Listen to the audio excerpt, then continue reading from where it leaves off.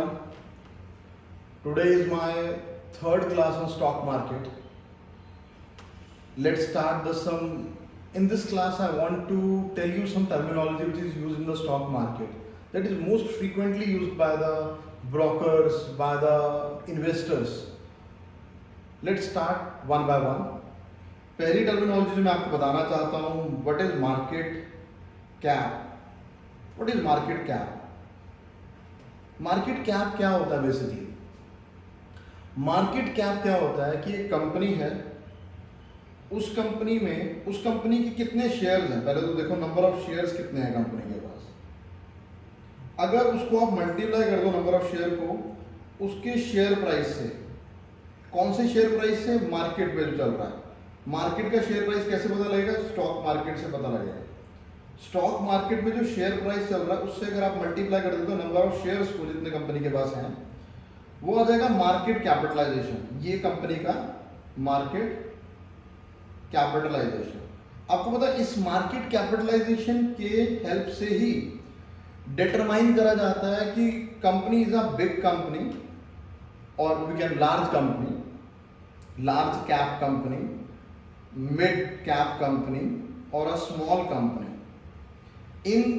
इस क्राइटेरिया से ही डिटरमाइन करा जाता है कि कंपनी, इसको हम वर्ड यूज करते हैं market capitalisation also. Market capitalisation. इस मार्केट कैपिटलाइजेशन से ही डिटरमाइन होता है कि कंपनी बिग कंपनी है, स्मॉल कंपनी है या मीडियम कंपनी है. एक नैनो माइक्रो भी वर्ड यूज होता है but that is not frequently used. ठीक है, देखिए मैं आपको बताता हूं. Investor, when investor talk about market cap, this simply refers the number of share held by the company into the market price per share. That is basically the total value of the company is known as the market capitalization. Company की total कीमत कितनी है, इसी के help से most of the people determine big, मतलब large और mid cap and small cap companies. Next मैं बताना चाहता हूँ इन्वेस्टिंग स्टाइल क्या होता है. इन्वेस्टिंग स्टाइल क्या होता है? हर इंसान मार्केट में या कहीं पे भी पैसा लगाता है, उसकी अपनी एक स्ट्रैटेजी होती है पैसा इन्वेस्ट करने की. वो चाहता क्या है उस इन्वेस्टमेंट से? बेसिकली वो एक रेगुलर इनकम चाहता है, ग्रोथ चाहता है, या क्या चाहता है? बेसिकली हर बंदे का एक अपना स्ट्रैटेजी होती है बेसिकली. ठीक है ना. देखिए investment style is basically strategy. एक हर इंसान की अपनी स्ट्रैटेजी, उसी की बात करी जा रही है. Try to make money in the market. There are many investing styles but जो कॉमनली यूज होते हैं, मैंने 3 ही यहाँ बताना चाहता हूँ आपको. हैं बहुत सारे investing style. One is a value investing. Value investing में जो इन्वेस्टर होगा, value, what is value investing? इसमें जो इन्वेस्टर होगा वो उस कंपनी के शेयर खरीदेगा जिस कंपनी के प्राइस उसकी वैल्यू से कम चल रहे होंगे, बिकॉज ही इज एक्सपेक्टिंग कि कल को उसका प्राइस बढ़ जाएगा, तो उसकी जो वैल्यू है जितना उसने इन्वेस्ट करा वो भी इंक्रीज हो जाएगी. इसको बोलते हैं value investing. Another one is a growth investing. Growth investing में बेसिकली इन्वेस्टर उस कंपनी के शेयर खरीदेगा, उस कंपनी में इन्वेस्टमेंट करेगा जिस कंपनी की सेल बहुत ज्यादा है, स्ट्रॉन्ग सेल्स, और कंपनी की अर्निंग बहुत ज्यादा है.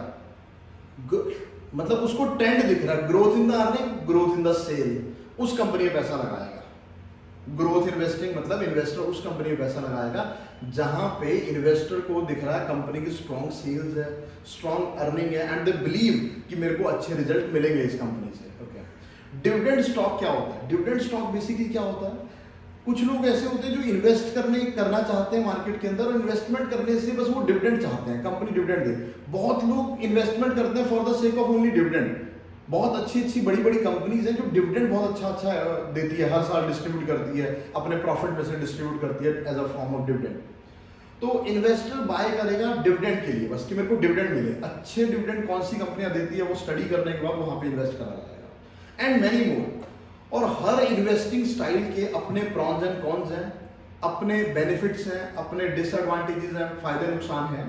And which is the best one on your personal goal as an investor. आप पर्सनली खुद ही ये समझने के बाद डिसाइड करोगे कि आपके लिए बेटर कौन सा. ठीक है.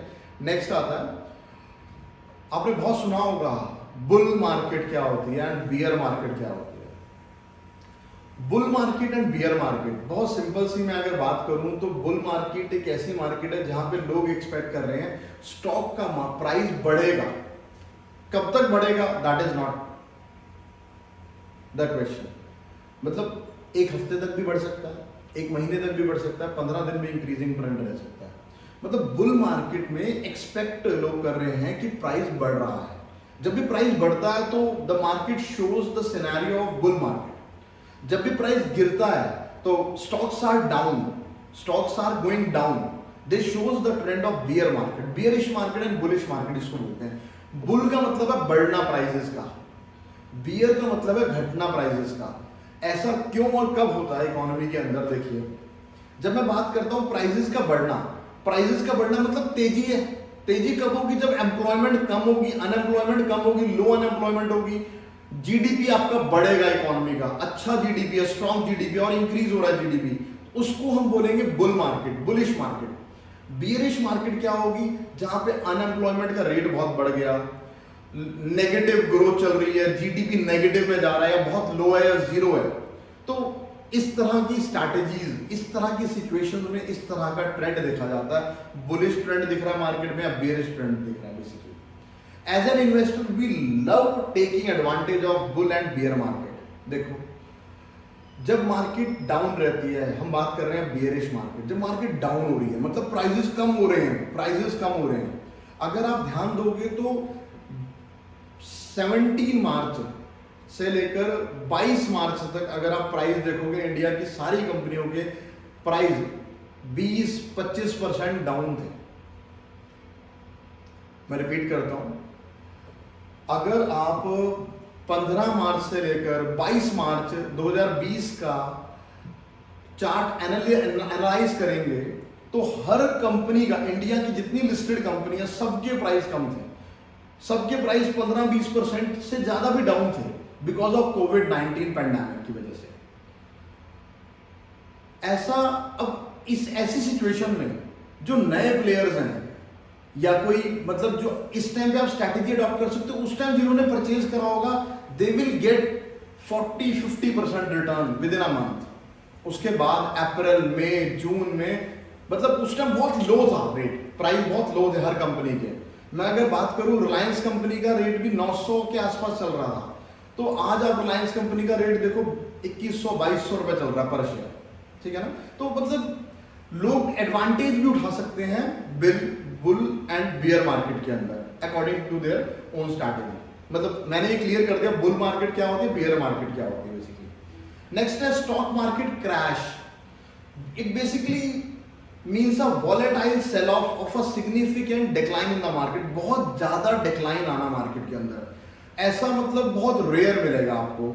मतलब बहुत ही ज्यादा डिक्लाइन आ जाना, 20-25% डाउन आ जाना मार्केट का। मार्केट का डाउन आने का मतलब है हर चीज कम है, हर चीज आपको, हर सेक्टर कम दिखेगा, चाहे वो बैंकिंग सेक्टर हो, चाहे कोई कमोडिटी सेक्टर हो, चाहे किसी भी चीज में बात करो आप, हर चीज में आपको प्राइसेस कम मिलेंगे।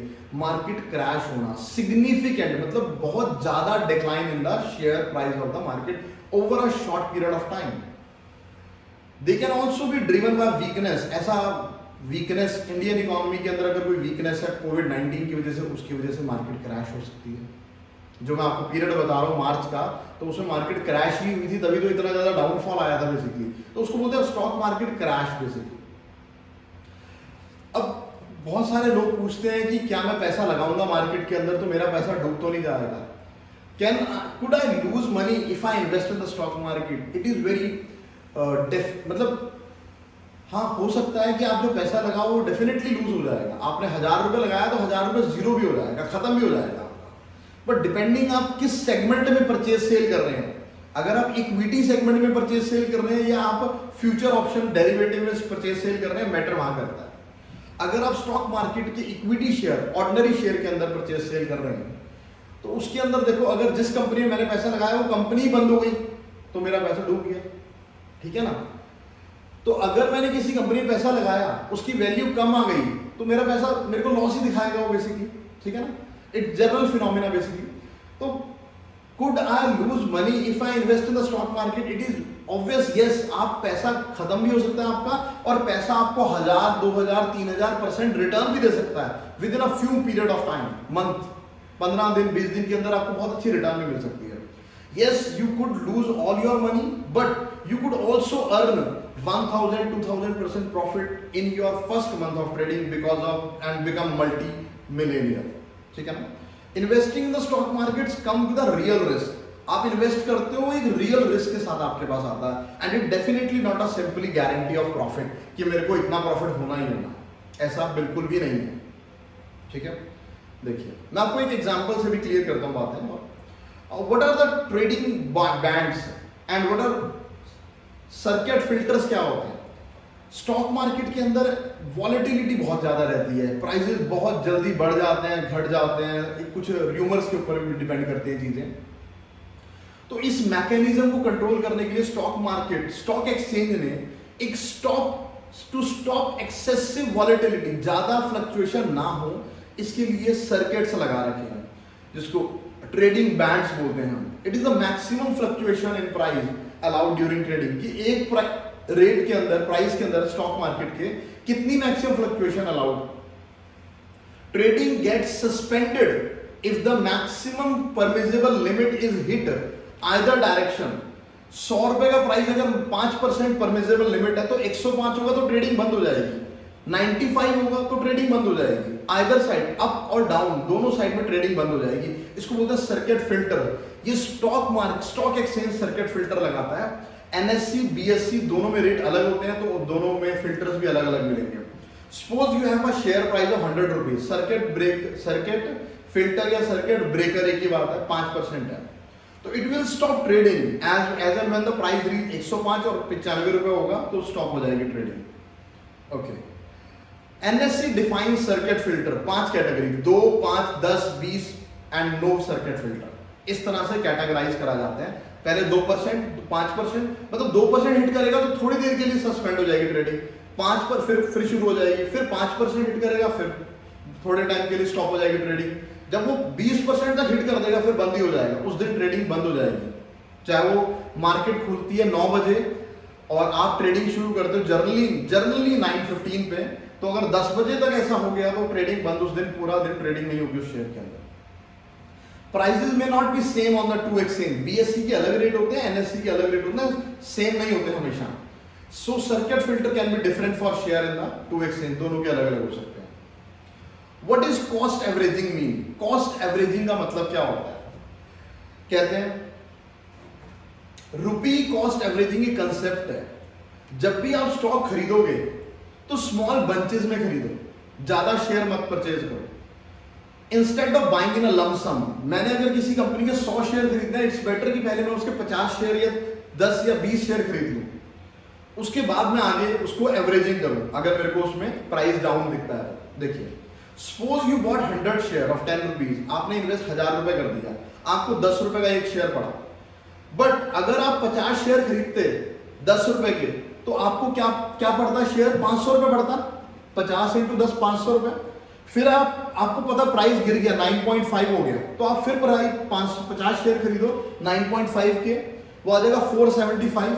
टोटल अमाउंट आपने इन्वेस्ट करा 975. एक तो 1000 रुपए इन्वेस्ट करने से आपका पैसा बच गया यहाँ पे 975, और आप 100 रुपए से 100 शेयर से डिवाइड करोगे 9 रुपए 75 पैसे, आपका पर शेयर वैल्यू भी बढ़ गई, कम हो गई बेसिकली.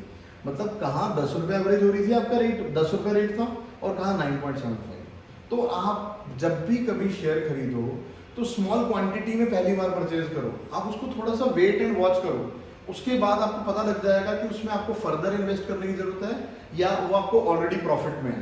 देखो, दो ही बातें होंगी, या तो शेयर गिरेगा या बढ़ेगा. अगर गिरेगा तो मैं आपको कह रहा हूं कि इक्विटी शेयर अगर है तो उसमें एवरेजिंग करो आप. एवरेजिंग इज अ कंसेप्ट जहां पे आपका प्राइस पर शेयर भी कम होगा और आपका इन्वेस्टमेंट भी कम हो जाएगी. तो आपको instead of buying in a lump sum share खरीदने से बेटर है आप स्मॉल बंचेस में खरीदिए. ओके, ये कुछ छोटे छोटे टर्म्स थी जो यूज होती है मार्केट के अंदर, जो मैंने आपको कोशिश करी बताने की. कुछ होगी क्वेरी आप मेरे को बताना, व्हाट्सएप करना. ठीक है, that's it for today. Thank you.